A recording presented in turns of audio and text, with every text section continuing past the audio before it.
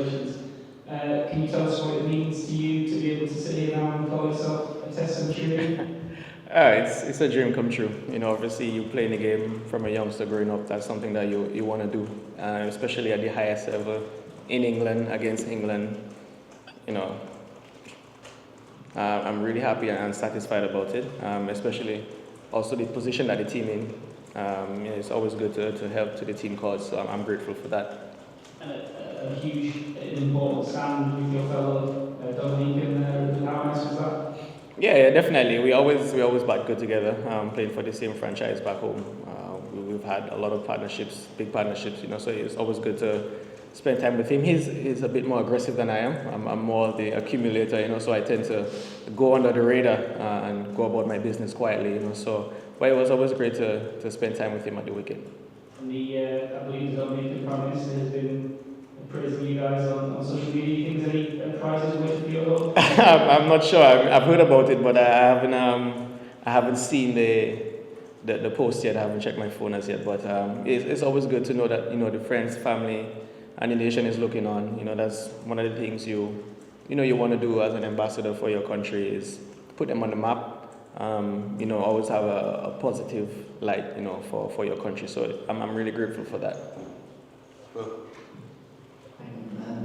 Just talk to us about that battle with Mark Wood and coming through that. Can you tell us a bit about that? It was brutal. It's not every day that you rock up and you face someone that's bowling 90 miles an hour every single ball. There was one point I made a joke with him. I said, "Hey, I have a wife and kids at home." And he started to laugh. But it was good, and I think it made the century a lot more satisfying. We know that Test cricket is brutal. It's challenging. It's mentally draining. But to actually experience that with facing guys like Mark Wood, it was tough, but it was satisfying. And it looked like it got your beans going, but even when Alex got hit. Yeah, I flinched. The way I was ducking, I thought I was going to get hit before him, but it didn't happen like that. But kudos to him that he bounced back really well, and he was able to stand his ground and push on even further. Thank you, man. First one, I think that's 3 centuries, probably in the last 6 months or so, one domestic season for Woodward's. The warm-up game got a century as well, that century here at Trent Bridge. Yeah. What do you attribute to the good form? Look, I think it's just preparation. I'm a big believer in preparing well, spending time in the nets. Just trying to emulate what you're going to get, when we go on tour. Trying to bat new balls, the balls that are bouncing on the machine, balls that are seaming, playing the ball late. So, preparation is big for me and spending time in the middle, So, I think that have worked really well, and obviously, so we was fortunate to get a warm-up game in Beckenham, and spending time in the middle, really worked out well. So I think I attribute a lot of that to, the preparation and the warm-up game. And then also, obviously, the team caught a bit of flack with the performance of Dawes in terms of that. What was some of the main conversations that went on with regards to maybe 3-5 or 5 ahead of the game in some senses at this point? What were some of the conversations that went on in order to turn around the performance with that? Look, I think it was just a matter of staying positive. We're not the only team who've lost a test match in 2 days. Many other teams it's happened to them. So it's just a matter of learning from it. The condition is new for a lot of us. This is my first time to England. So it's just a matter of learning quickly, adapting to the conditions and find ways to improve and move forward. And when we get the opportunity to bat, take it deep. As we've seen today, it was really good batting wicket. So it was very imperative that, once we got the opportunity to get in, we stay in and dig deep and, put our team in a good position. Sorry, last one. So you played in Australia now and then 2 test matches here in England. Is this the best international pitch that you've played? The Gabba was really good, but this pitch is really flat. But albeit, the bowlers, they've bowled really well. The ball is still doing a bit. So it's just a matter of getting in and staying in. Hi, you spoke about dreaming as a kid of scoring this test century.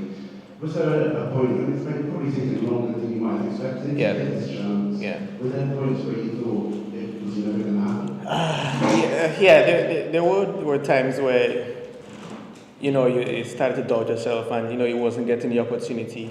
There were times where, to make the test team, obviously because of COVID, we had something called the best v best, where they would like bring guys in and then they would split the squad up into two and then we would have warm-up games and practice games to select the team.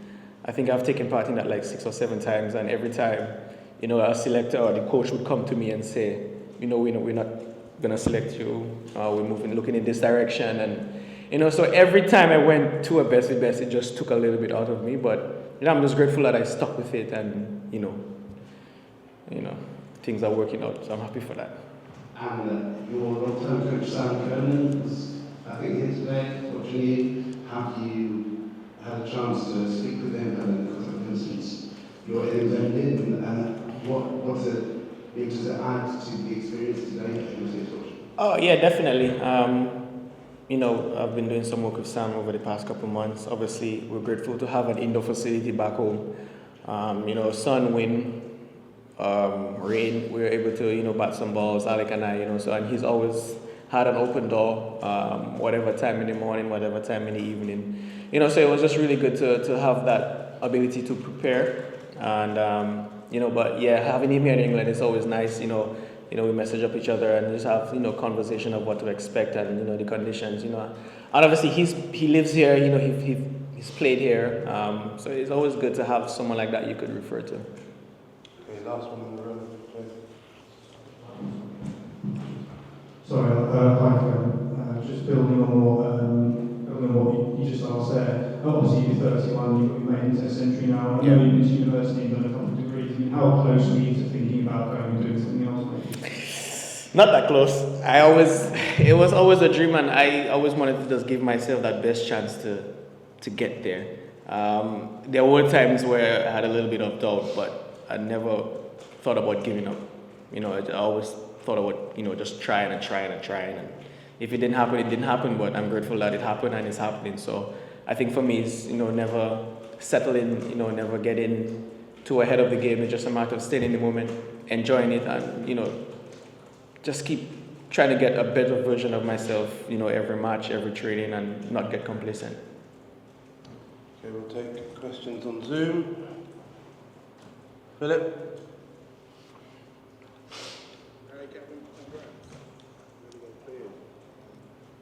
Tell us a little bit about that master's degree, though, and the journey at the university, because you must be the first Test cricketer ever to have a master's degree in whatever it is, I can't even pronounce it. But seriously, tell us a little bit about your journey at the university in Barbados. It's actually a bachelor's in kinesiology. So it's basically a fancy word for sports science. But yeah, I think it really helped me a lot, especially while at university. A lot of the things, you could relate to and implement it directly into your game. The biomechanics, the nutrition, the strength and conditioning aspect. So I think it really helped me understanding, how the body works and how I can implement that into my game. And just being a student athlete, going to university and playing first class cricket, it really helped me prepare for life. To instill disciplines in me that I'm, really applying to me being a cricketer, traveling, being on tour, just doing the right things. It has come a long way, and I'm really grateful for that. Being in university has really helped shape me as a person and not just a cricketer, So I'm grateful for, that opportunity. And I know you're hardworking, but, being picked, left out, emergency fielder. I remember last year in Dominica, Alex made his debut. You were the emergency fielder, and you did everything a team man to be required of. Did giving up ever cross your mind? Did you ever think that at Sailor you might never play a test match? And looking at that pass, how rewarding is it today to actually get 100? No, I didn't think about giving up or thinking that it would never happen. Like I said, there were times there was some doubt. But I think seeing, my fellow countrymen playing Test cricket and being in and around this setup, it only, increased that hunger and that drive. And I'd always tell myself, listen, if they could do it, I could do it. And, it's just a matter of giving myself the best opportunity to get there, So I'm really grateful for that. Like I said, I'm here now. So it's just a matter of continuing that vein, not getting complacent, not being relaxed, but always looking to push the envelope and find ways to improve myself and the team performances.